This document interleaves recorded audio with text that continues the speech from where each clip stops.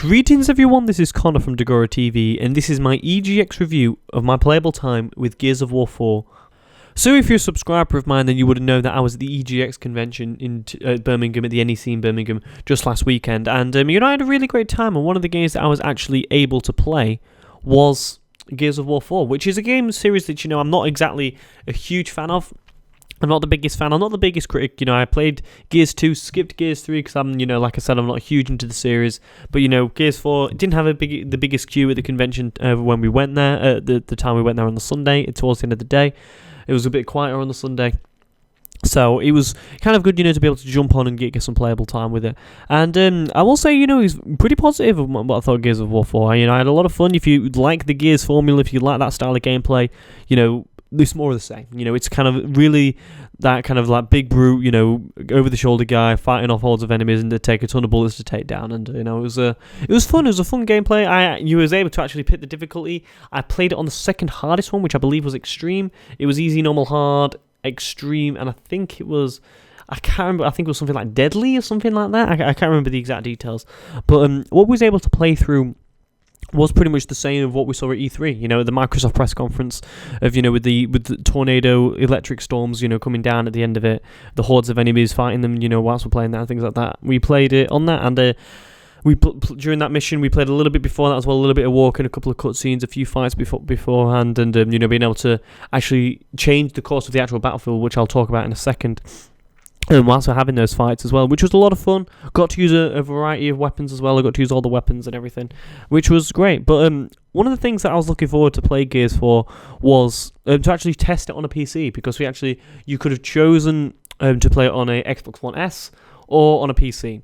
And I played it on the high-end PC. It was at 4K on a GTX 1080, which I thought was really cool. How it was one of those games. It was actually showing the range that we can actually play with the game on, because obviously, the people, the Xbox guys, were happy enough to play on the Xbox.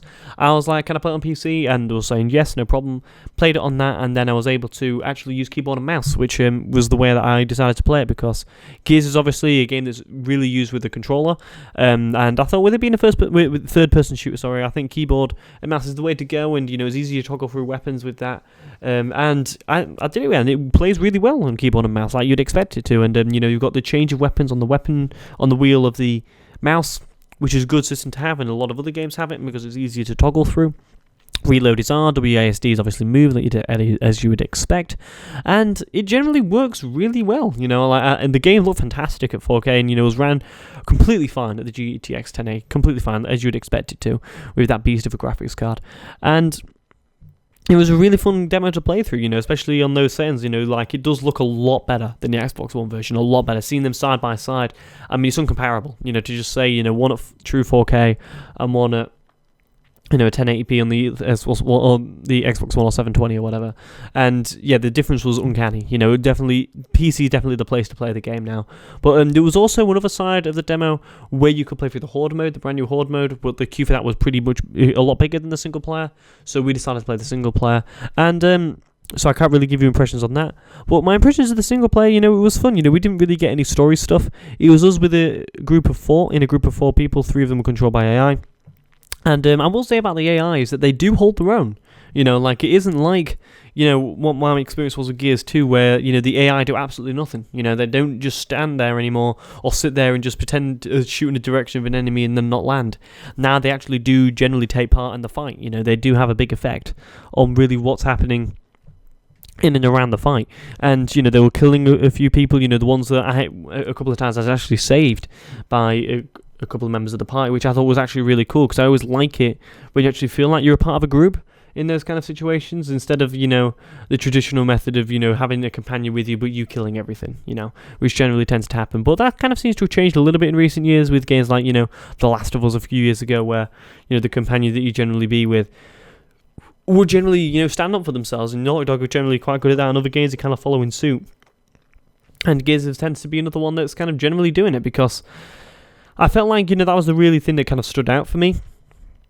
It was kind of like how much of a group it kind of felt like you was, and you did, you are cooperating quite often with the other members of the group. It's not a static thing of, them saying a thing as you walk in, and then as soon as it gets to fight, it gets a bit hectic, they're stopping. Things that I really liked, though, about it, I really liked how the weather does have a big effect on the fight. Like throwing grenades in strong wind.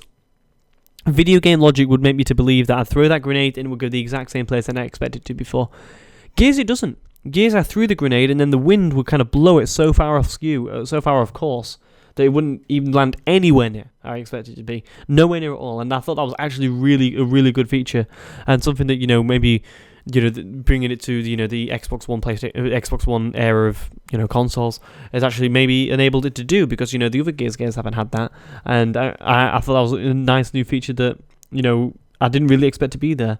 Another thing that was also cool was that when I was in a big shootout, there was also these kind of like temporary structures on the right-hand side of the battle, which I was able to shoot down and would send down like barrels and, broken bits of cars and things like that, and then fly down and, kill the enemy horde that was there in front of you. And I thought that was, a cool way to kind of take down the fight.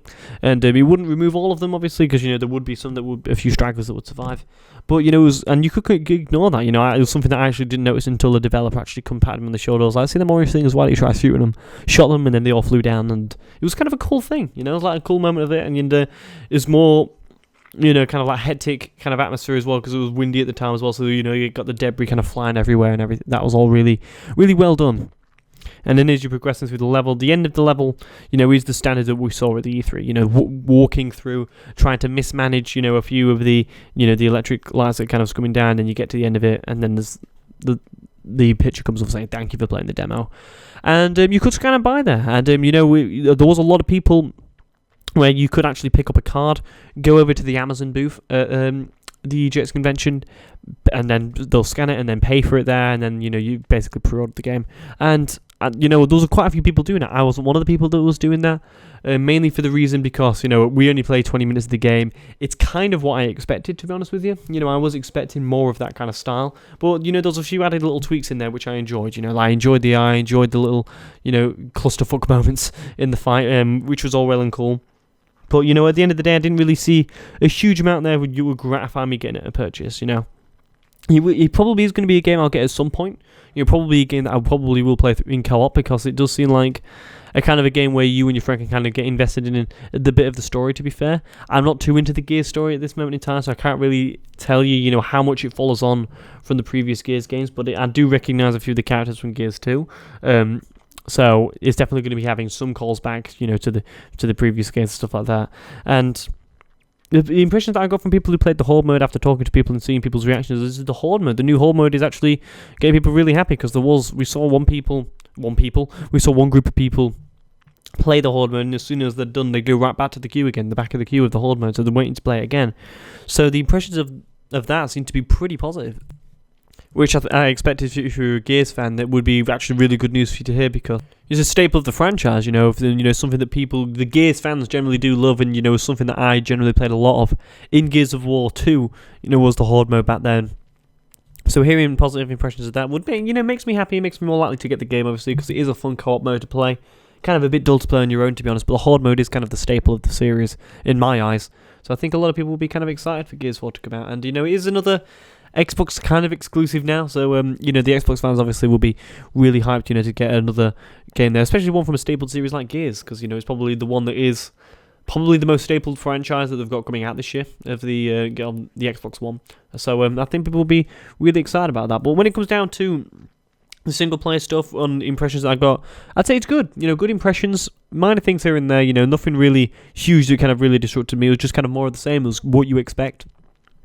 Plays really well on a keyboard, which I'll be honest, I was a little bit surprised by, because again, when it comes from a console background, you don't really know what to expect when it comes down to keyboard and mouse, but it was really intuitive, really responsive, and I think for the people who are thinking about playing it on PC, would be really happy about it being on there. So all in all, strong impressions. I think if you was a Gears fan, you'd probably be listening to this with a smile on your face, and ready to play the game. The game's not out soon, so you obviously not got too long to wait to be able to get your hands on it and really get grips of what you think of the set pieces in the game, because the set pieces seem to be a strong suit.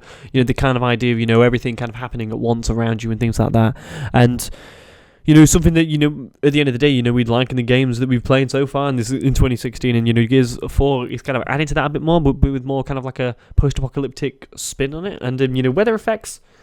is kind of like the big thing that's kind of really take away from the demo, having a big effect on the game and the gameplay itself. So thanks a lot for watching. Leave your comments below what you think of Gears 4, and I'll be sure to answer them. If you've got any questions on gameplay or any questions about the demo that I played or anything like that, be sure to put them in the comments below, because I may do another video, answering comments of what I thought of the gameplay demos of all the others, what if I left things out and things like that. So thanks a lot for doing that. Follow me on Twitter at DagoraC, and also make sure you subscribe for more content on the DagoraTV YouTube channel. So thanks a lot, and goodbye.